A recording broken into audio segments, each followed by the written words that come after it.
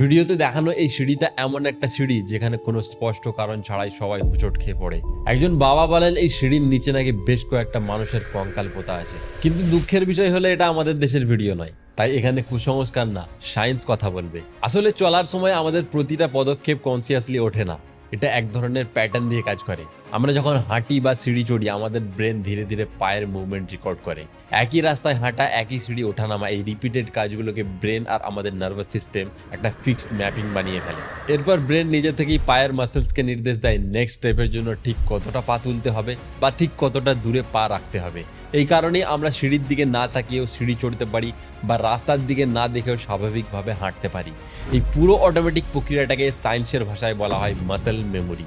এখন ভিডিওটা ভালো করে দেখলে বুঝতে পারবে সিঁড়ির সব ধাপ একেবারে একই রকম, শুধুমাত্র একটা ধাপ 1 ইঞ্চি বেশি উঁচু, কিন্তু ব্রেনের হিসাবে আগের ধাপগুলো এতটাই উঁচু ছিল না, ফলে পা একটু কম ওঠে আর মানুষ হোঁচট খায়। একইভাবে রাস্তায় হঠাৎ কোনো ইট বা পাথর পড়ে থাকলে আমরা হোঁচট খেয়ে পড়ি।